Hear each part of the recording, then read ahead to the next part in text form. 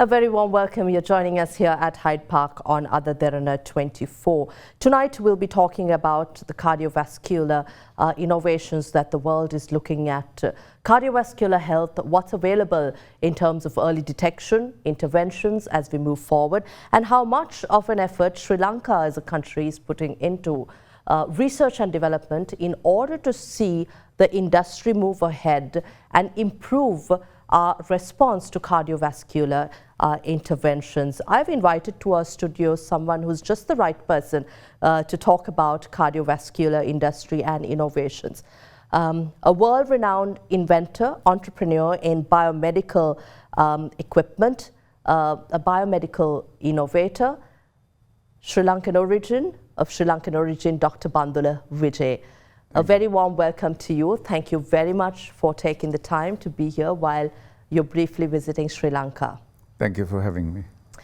We've also invited to our studios to discuss the practitioner side of cardiovascular interventions and health and the requirement in Sri Lanka, keeping in line with developments across the world, Dr. Upul Wickramarachi, consultant cardiologist. A very warm welcome to you. Thank you very much for joining us. Thank you we for know having you're me. very busy too. Thank you for having me. With a lot of commitments in terms of looking into your patients. Dr. Bandula Wijay, shall we talk about the evolution of cardiovascular industry from an innovator's point of view?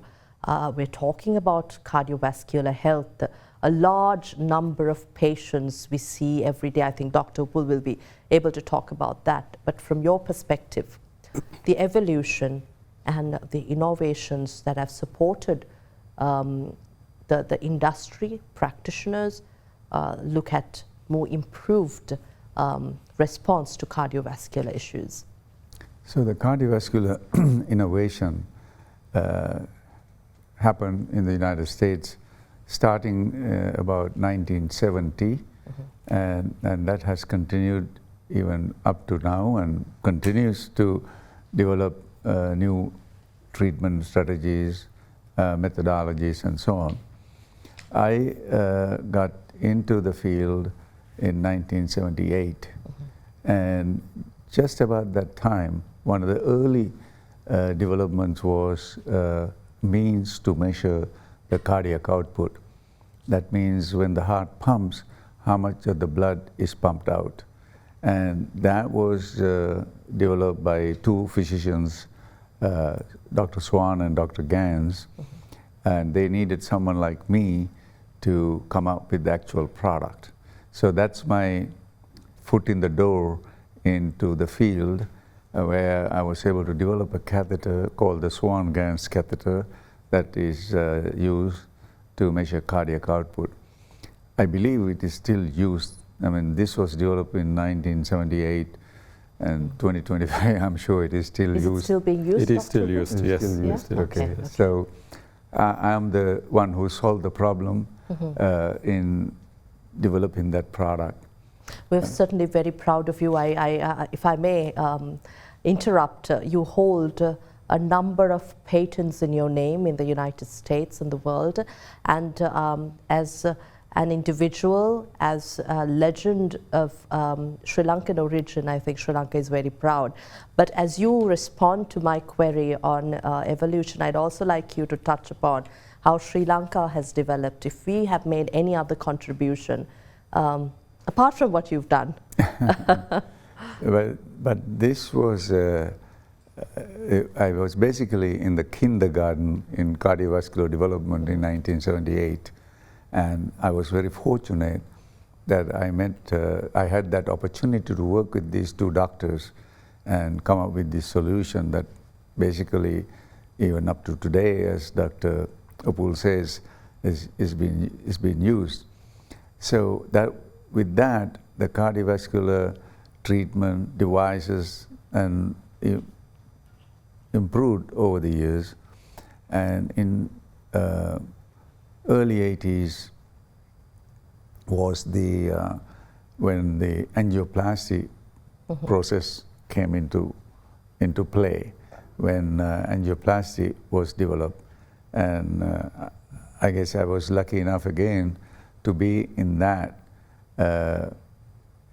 area, that time, where I was able to develop angioplasty catheter as well as various other products related to angioplasty, like we developed a procedure called active myocardial perfusion. So likewise, so got involved in those things, and those things I did it for my own company, whereas the Swan-Ganz catheter was developed when I worked for somebody else. So since then, a lot of developments have happened.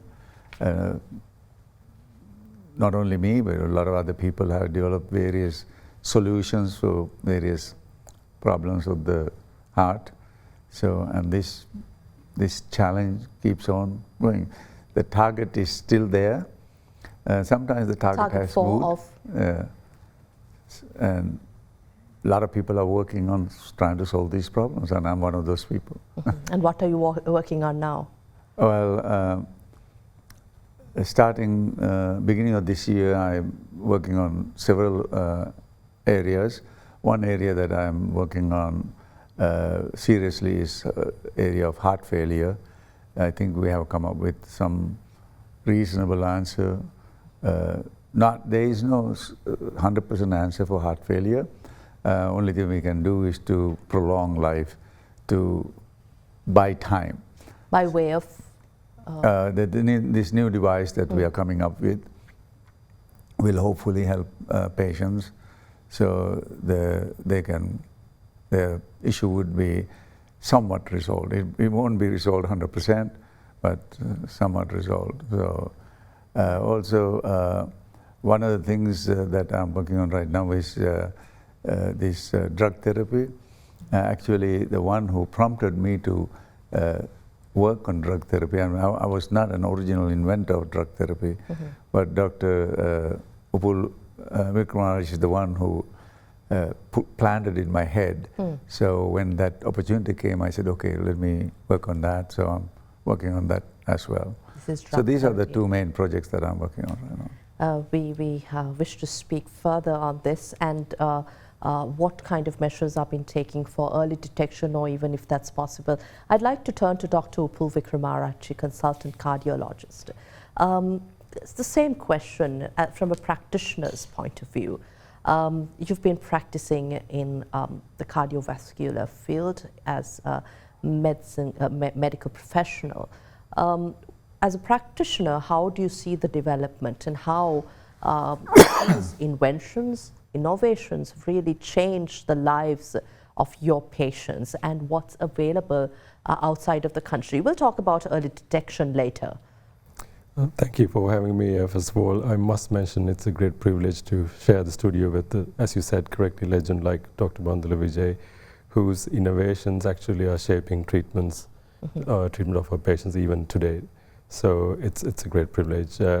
So to answer your question, cardiovascular medicine is one of the most rapidly evolving specialties out of all the specialties we have in medicine.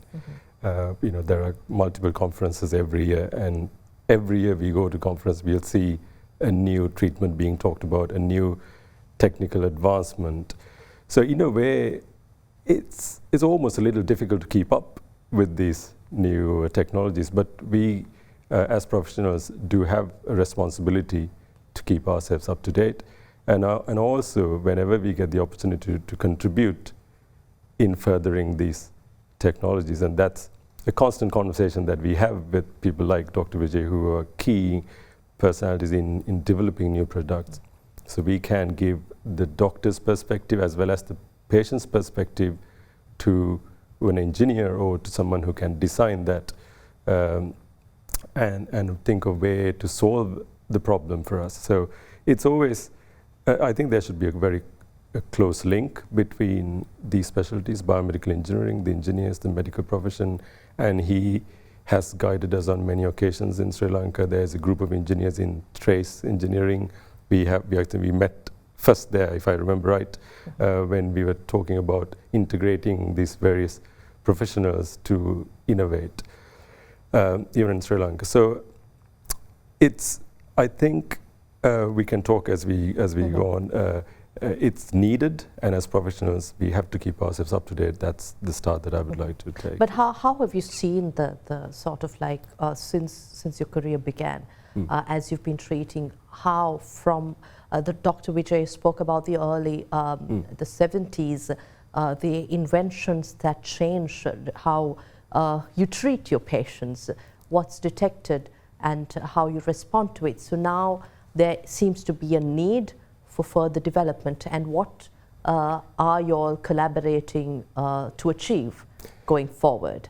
So the changes we have seen, I mean, I personally have seen as phenomenal, if I mention, is so as I did my cardiology training in the UK, and we grew up in what we call as a stent era, where heart attack patients would be. This is one example only, treated with stents mostly, and which Dr. Wijay played a key role in developing. And then towards the latter part of my career, I was fortunate to be involved in research on a topic called drug-coated balloons, where we would treat patients without putting stents, and that's exactly what he alluded to in his when he was talking to you. So we call it back to basics again, or back to the beginning, because we're seeing like a full circle around, but with new advancement, new technologies being implemented. This is just one aspect, interventional cardiology, or treating heart attack patients. Similarly, there are numerous inventions with regards to other cardiovascular aspects, such as devices, pacemakers, defibrillators, sensors to detect abnormal heart rhythms, novel medications, novel therapies. So it's honestly, it's difficult to summarize in a brief conversation like this, but the developments are phenomenal. I think that was the first part of your question, is that right? What have I seen as the change? Yes. May I also ask you what recent advancements in biomedical technology you believe have made the most impact in cardiovascular care, really? Okay. That's a tough question, but I think I'm going to be biased in this. Yes. I have a bias because it partly is related to some of the work that I've done. But for me, I think the drug-coated balloons, it's going to cause a paradigm shift in the way we treat heart attack patients, I think. So. Dr. Wijay, how do you think AI and machine learning would really transform and transcend how cardiovascular care is really approached, and diagnostics and patient monitoring happens as an approach to begin with? Yeah, before I answer your question, I also agree with Dr. Upul that this drug-coated balloon has made a huge difference in the outcome in interventional procedures. That really put a big dent in the treatment of clogged arteries and angioplasty and things like that. So I think he's very much into that, and he has prompted me also to get into that scene. So before you respond to my AI-related question, then, would you explain to us what ballooning is it? Yeah, ballooning. How that's going to transform the way we treat our patients? Way back when, in the early 80s, the angioplasty balloon is just a plastic balloon, and you inflate it inside a blocked artery, which we call a lesion. So we compress the plaque, and then you take the catheter out. Hopefully that will remain open. But those days, 30% of the time, it came back within 6 months. And so then things changed a little bit when the stents were invented. And so not only you inflate the balloon to compress the plaque, but you leave this structure inside made out of metal, but different kinds of metal. Last time we developed different kinds of metal. Initially they were stainless steel. The stent left it open for a longer period of time, and the restenosis rates were much less than 30%. but there was still some degree of restenosis, which we call instant restenosis. And then I think in about year 1999 or something like that, the concept of the balloon, drug-coated balloon came. But before the drug-coated balloon, the original stents were not coated with the drug, but the subsequent stents were coated with the drug. So what the drug does, it's anti-proliferative. That means it prevents the cells cell growth in the. So when you disturb the cell, like a scar tissue on your hand, if you scratch your hand with a blade, it will have a scar. So likewise, the scar tissue will grow, and that's cell proliferation. So what the drug did was it prevented this cell proliferation. And these drugs were used to coat the stent. However, later on, I think about 1999, 2000, the concept of coating the balloon with the same drug. There are several drugs that are used, and so they use these same drugs to coat on the balloon. So when you use the balloon and inflate it in the artery, then the drug will slowly penetrate into the tissue, preventing this so-called cell proliferation. Okay, so and it seems like it worked very well, and I believe that it can be even better.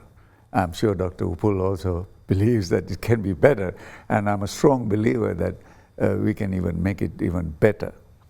So that's the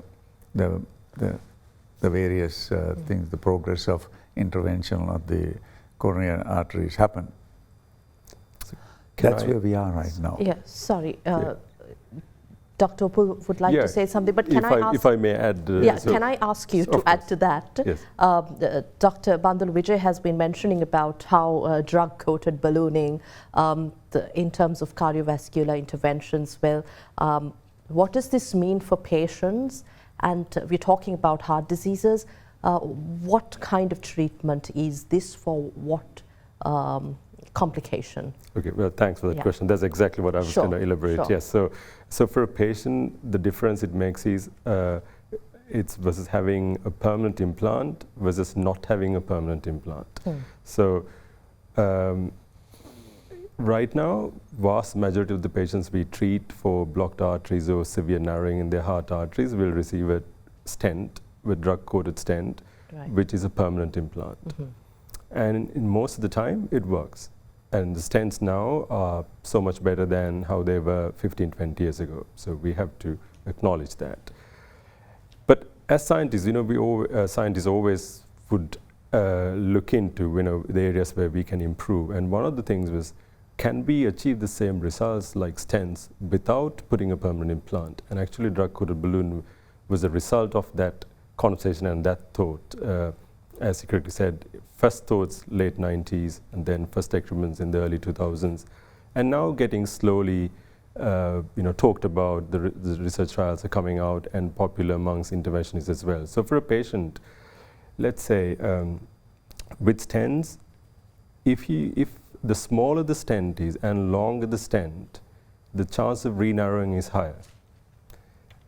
So the best benefits of drug-coated balloons actually has been shown to be in that cohort of patients, where the stent would be smaller in diameter and longer in length.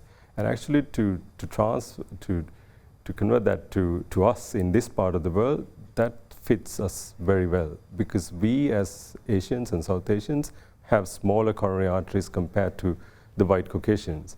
And also because of the high prevalence of non-communicable diseases like diabetes, we tend to have a lot of coronary disease, what we call as diffuse disease. If we were to treat with these patients with stents, we need really longer lengths, from top to bottom sometimes. So having the option of drug-coated balloons, we can reduce the stent burden. And also our patients are much younger than the cohorts, especially in the developed world. To see a patient coming with a heart attack less than 50 when we were training in the UK is, quite shocking. But since I've come back to Sri Lanka, I've realized well, good proportion of our patients come with heart attacks are from late 20s even to, under 50, so younger. So you can imagine, if I put a stent in a young patient now, that person has to live with that stent for another 20, 30 years. And chance of re-narrowing is after 10 years in the order of about 30, 40%. After 10, 20 years I'm talking about, not in the first few years. Right. And if you have to treat one of these re-narrowing within a stent, it can be quite complex and it can reoccur. One of the advantages with drug-coated balloons is because you've not implanted something permanent, even if it re-narrows, if it happens, it wouldn't be as complex as treating a re-narrowed stent. So that's one advantage. So young patients probably having treatment without a permanent implant. And then there are other patient subsets, like if you have a narrowing in an area where there's a branch artery coming off, sometimes we have to treat with two stents overlapping each other, like a letter Y, overlapping each other. And those we know have comparatively poor outcomes compared to single stent procedures. So drug-coated balloons are very helpful in those scenarios as well. So there are lots of other high bleeding risk patients, because the blood thinning agents we can stop early in drug-coated balloons compared to stents where we have to continue the blood thinning tablets for a longer period of time. So there are a lot of advantages like that. So for the evidence is, I think, clear for smaller arteries. For big arteries, it's still gathering the momentum. So we are at, as I said, I think in crossroads, like in a transformational era. For example, Japan, 25% of the old PCIs are now done with drug-coated balloons. Okay. Yeah. So I think with that explanation, I think it's important, Dr. Wijay, to talk about AI and machine learning. Cardiovascular device market, I have some numbers here. In Sri Lanka is projected to reach $44.6 million by 2025, growing by some 8.45% through 2030. But in India alone, it was valued at $70.2 million in 2024, and the global cardiovascular medtech market is estimated at $55.4 billion. That was back in 2022, and expected to grow to $97.4 billion by 2032.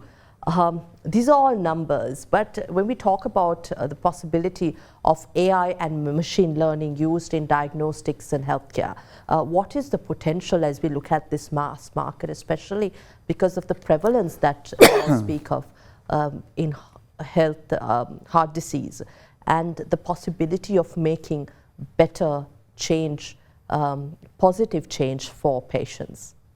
Yes, very good question. AI is here to stay.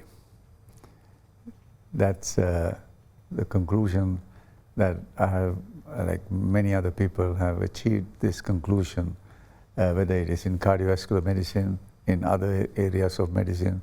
The future of medicine, there will be a huge AI component in it, especially when it comes to diagnosis.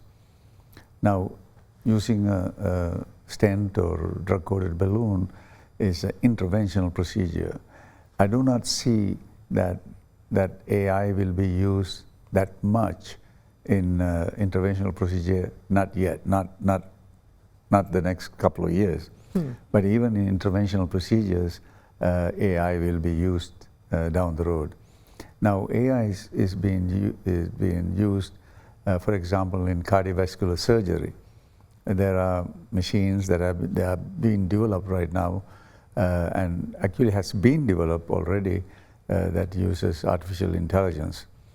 So, and very much in the normal medicine, like diagnosing and treating people for various diseases, AI will be used heavily. One area where the AI will be used quite a bit right now will be in radiology. That's an area where already AI has made a big dent in radiology.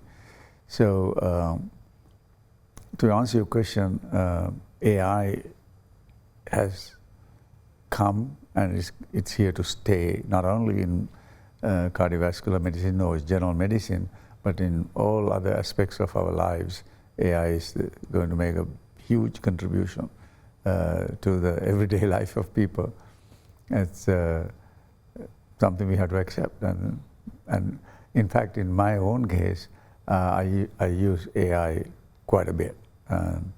At least more than 50–60% of work I do involves using some degree of AI. And it is helping me a lot in order to find the answers, find a solution for a problem. I think AI has helped me tremendously. The only thing I don't work with AI is when I'm innovating something, I try not to get AI involved, but that I'm thinking it might expose me too much. So other than that, on various other aspects of my work, I use AI. Certainly. I think it's important now to talk about research and development into the industry and the kind of diagnostics and tools making it more available and more advanced. AI is a topic that we cannot miss when we talk about development in this respective field. So we'll come back to after this short break to dive into what kind of early detection tools, the gaps available or gaps that should be or could be met by innovators who are looking at new ways to address heart health conditions. We'll come back after this short break. Just stay with us.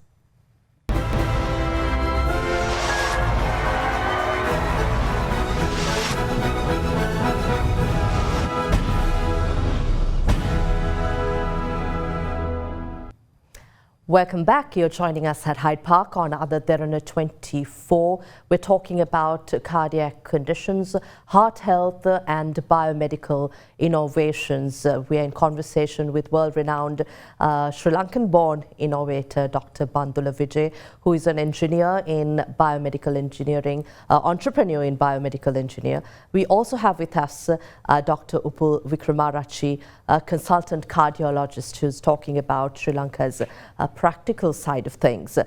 We promised to talk about research and development. If I may dive into the global research and development spending across all disciplines, it topped about 2.4 trillion in 2022, but with healthcare and pharmaceuticals representing a lion's share of this spending. In biomedical research alone, annual R&D expenditure is anticipated to reach nearly $300 billion by the end of this year. India too, heavily spending, and in Sri Lanka in 2020, an allocation of 0.12% of GDP, which amounted to around 18.17 billion rupees. There is a lot of private sector as well as not-for-profit government entities engaging, supporting in research and development in technology, high-tech equipment, especially in biomedical, cardiovascular health as well. This is within Sri Lanka, but we'd like to talk about early detection and what more government, private sector and other practitioners can do to make things better here in Sri Lanka.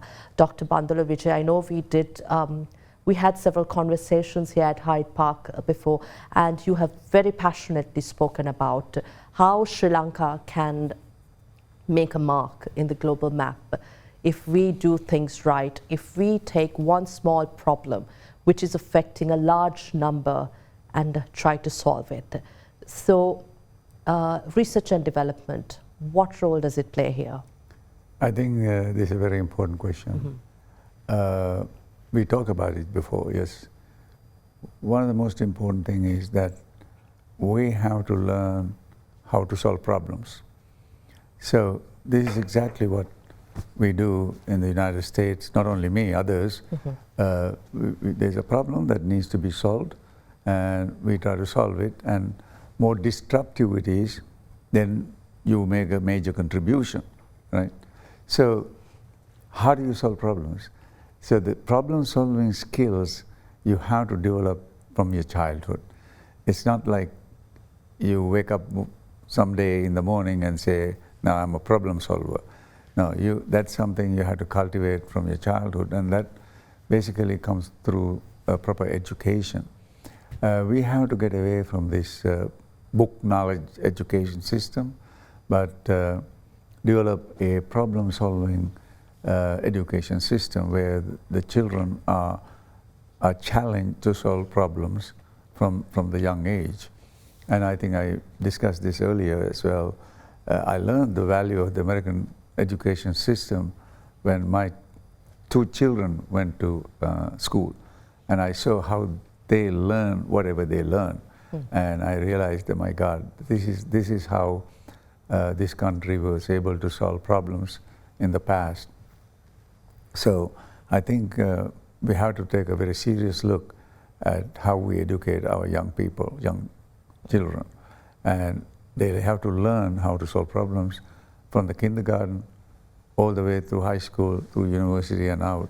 That's when they will come out and solve problems in the world. Sri Lanka is looking at education reforms now. Do you think we are looking at the right reforms?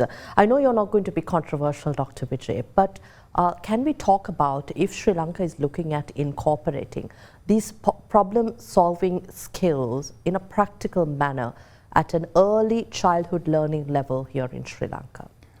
So I do not know what proposals are being developed in Sri Lanka at the time. I'm not privy to that. But all I know is in the United States and to a good extent in China, for example, there is a tendency not to teach. So we encourage children to learn as against to teach them. So when the children learn something, then throughout their life they know how to learn something. They learn how to learn something new. So when there's a problem in front of them in their professional career, they will learn how to solve that problem. So I think that is the direction that I would recommend that the country would take. I don't know what's on the table right now, but that's what I would propose. Is the other the other thing that I see is in the U.S. the education is very broad. I remember, again, back to my own children, when they went to when we were there in high school, they learn a variety of subjects. And when they go to the university, although they go to do some sort of a science subject, they learn a lot of different subjects during the first 2 years of the university. And even when they go to medical school, they will learn a lot of different things. So it's a broad education.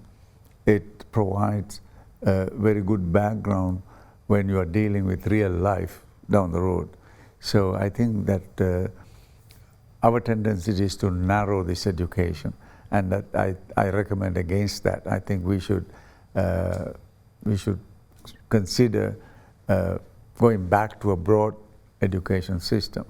You yourself is educated here in Sri Lanka, your primary and secondary education, but at the age of 19, if I'm not mistaken, you traveled to India. Yes, I went to India. And I believe the system there, even at the time, may have been quite different.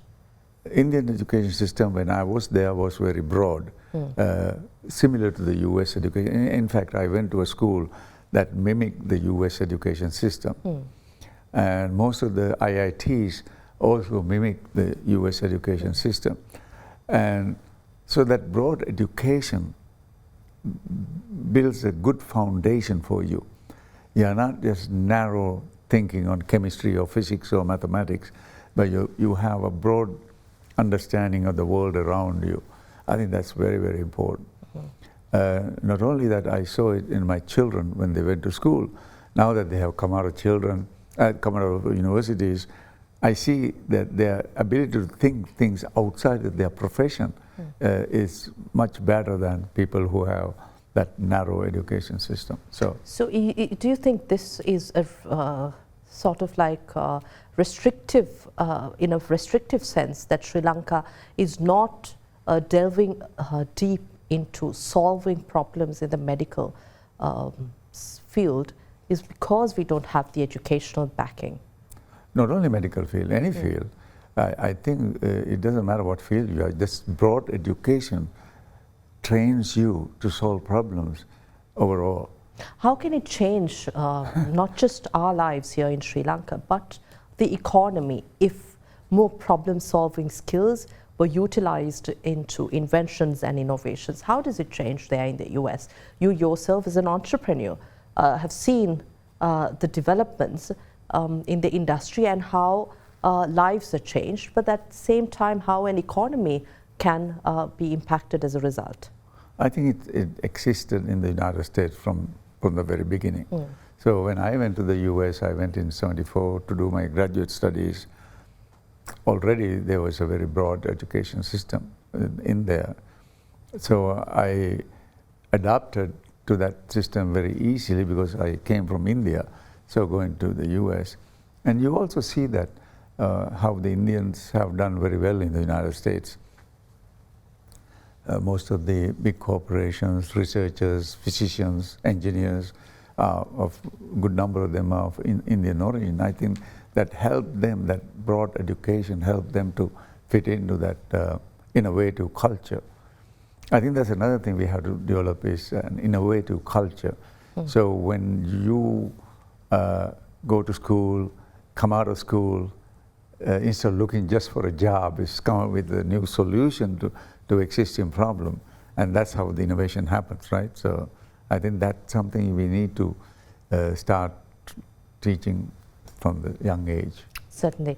Dr. Upul Wickramarachi, I think you might have much to add here when we talk about not the contributions to the economy, but how innovations may change the lives from an early detection and prevention perspective. What's available in the rest of the world, and where can Sri Lanka move to in terms of adopting these tools or mechanisms, and at the same time, what gaps do you see that should be filled through collaborations with personalities, individuals, as Dr. Bandula Wijay?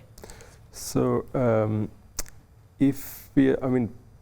we talked about treating with stents, balloons, and all that is, very nice and let's start good. with early detection. Exactly. So my point is, I think as the old phrase says, prevention is better than cure. So that is very suitable to a country like ours, because I personally don't think we can afford as a country, at least at the moment, all this new fancy treatment. But prevention is something that we could, adapt pretty quickly, and with probably not immediate but near-term results. So, what facilities do we have to detect cardiovascular disease? I think, fortunately, those facilities are not very expensive compared to treatment modalities. So we have pretty much, I would say, most tests or screening tools that we would need to detect patients with cardiovascular disease available in Sri Lanka. Yes. So before your heart health deteriorates, yes, you will be able to detect. Yes. So in the UK, we would say start screening for cardiovascular disease at the age of 40. But in Sri Lanka, if we wait till 40, that's too late, in my own opinion. We don't have much data to back it up. But my general advice is, by in your mid-20s, it's not harmful to get a blood test done. Certainly from early 30 onwards, I would say. So starting from blood tests to your, to be aware of, where am I going wrong? And if my, waist to hip ratio is more than 1, that means I've got central obesity. Then I got to understand, look, my metabolic health is probably not quite optimistic, optimal. So I need to maybe go see a doctor, to get my blood pressure checked, get my blood sugar checked, get my cholesterol level checked. And then there are other advanced things that we can do, which the doctor will direct patients to. But I think detecting early is the key, and then to do what is in our power or patient's power to prevent it from advancing. Exercises, the right diet. I can talk for hours and hours on those aspects where we have gone wrong. But it's not that difficult for us to rectify those things as a nation. That's, I think, where the emphasis is. So adopting technology in terms of prevention, early detection, we are already there. There are few tests that we may be lacking, but actually our private sector do offer these blood tests. They're not hugely expensive. I'm talking about, in addition to the well-known lipid profiles, the inflammatory markers, and then the other lipoprotein levels that are not commonly used. Even they are not very expensive, even in the private sector. I understand it'll take some time to offer all of these in the public sector, but we, in some ways, actually are better than some of the public-run health systems in the rest of the world when it comes to detection, if the patients are through our doors. I'll give you an example. So for these early detection tests, a lot of, well, not a lot, I can't say a lot, quite significant number of patients are expat communities. And sometimes even people who are here on holidays from other countries, where the initial access is difficult for them in their own systems, but our system offers great flexibility to have these tests done. So those are the differences. Innovation-wise, yes, there's great scope. I was alluding to the TRACE group of engineers, and they've now, for example, they're trialing a device, Gender Innovations trialing a device to detect vascular malfunction, dysfunction. It's called endothelial dysfunction early, so to give a clue about early cardiovascular disease. So like that, there is certainly scope to improve, but we are not far from the rest of the world. Certainly. Dr. Wijay, I think you might have something to add on what areas of cardiovascular innovation should researchers and policymakers focus on as we speak, and in general, when we talk about biomedical innovations. So I want to address that previous question. Okay. So we in Sri Lanka have what we call break and fix model of healthcare, break and fix model. So what we really need is to go to a preventive model. So in order to get the preventive model, you have to set up various systems in place, like insurance, for example. In Sri Lanka, we don't have an insurance system. If you have an insurance system, then you can implement a sort of a preventive model as part of the insurance system. Like in the US, I don't go to the doctor when I'm sick. I have an appointment with my physician, and when I go there, they have all sorts of tests, blood tests typically, and other tests.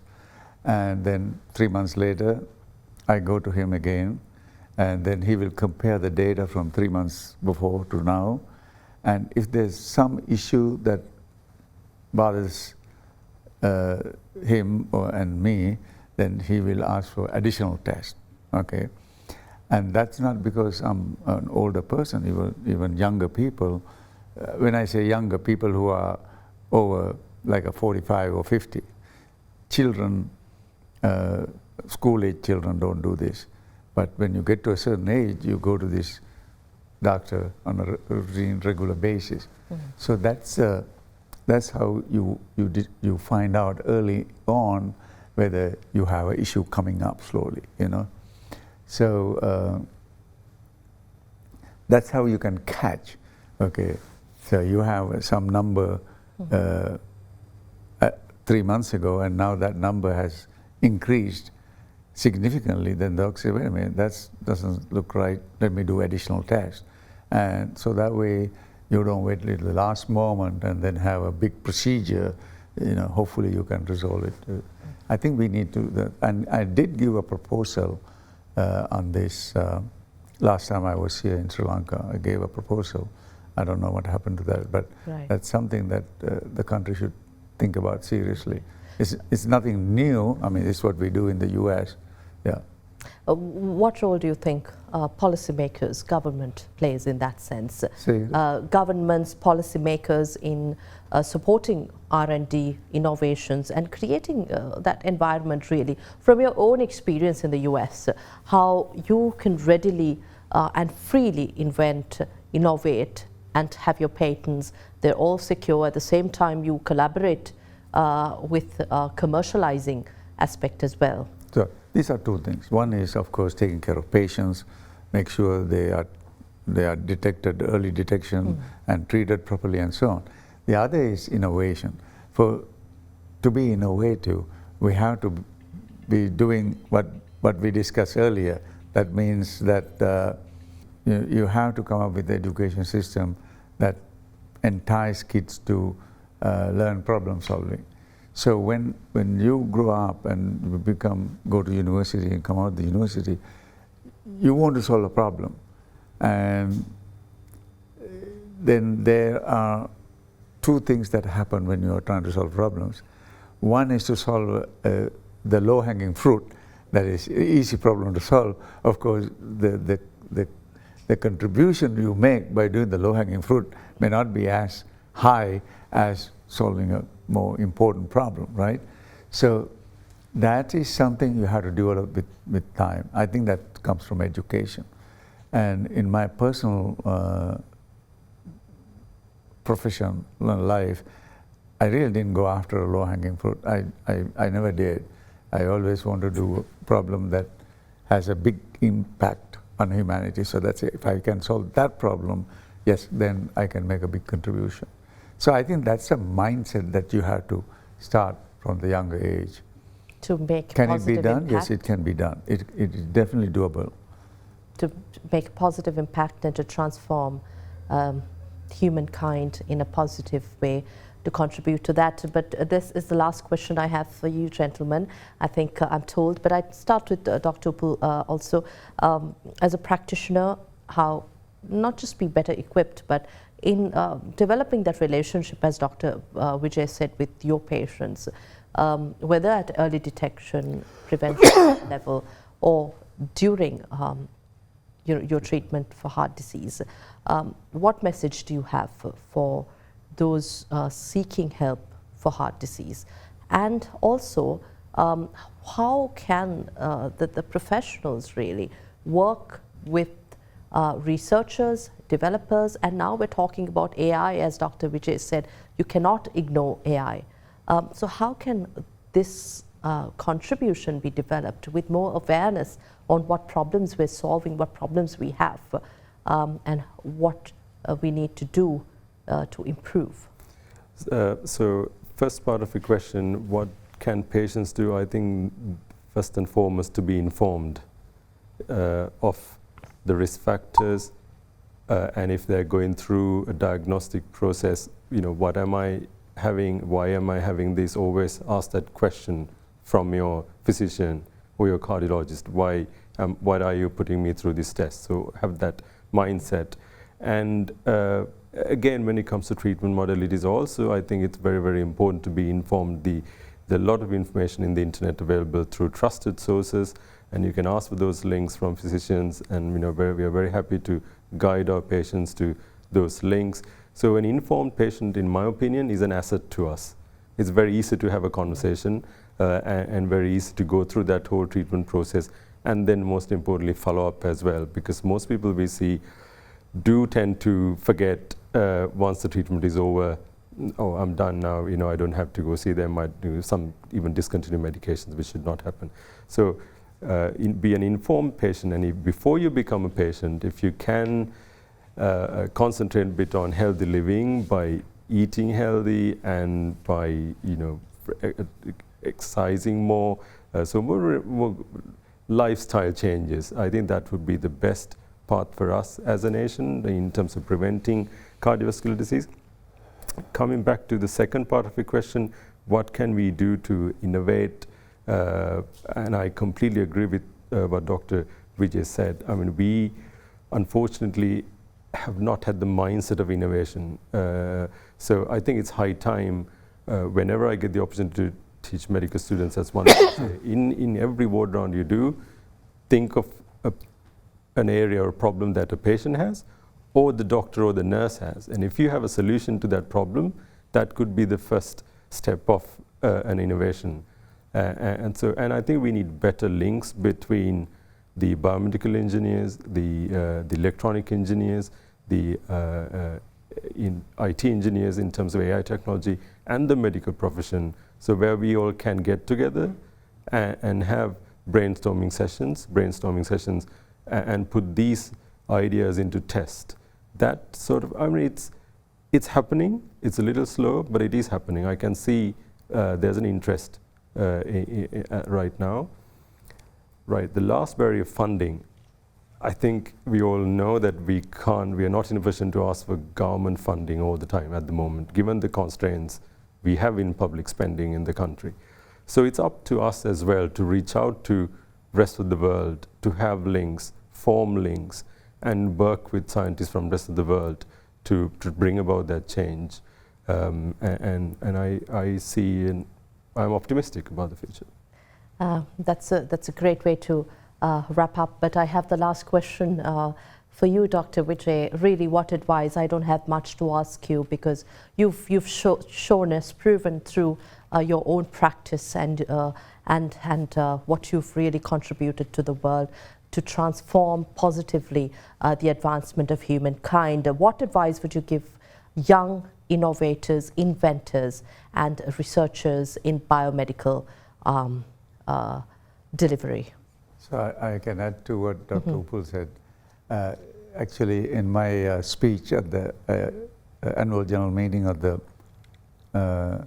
College of Cardiology, I talk about two things. I talk about three things, but two things are important. That is collaboration, innovation and collaboration.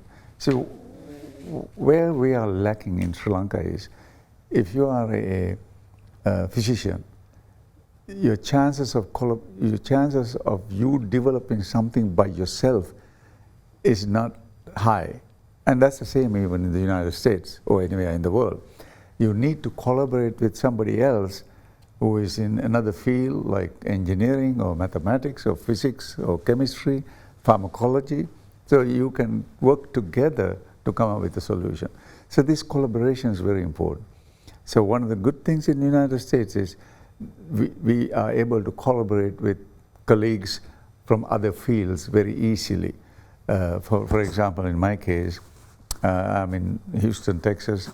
The biggest medical center in the world is in Houston, Texas, called the Texas Medical Center.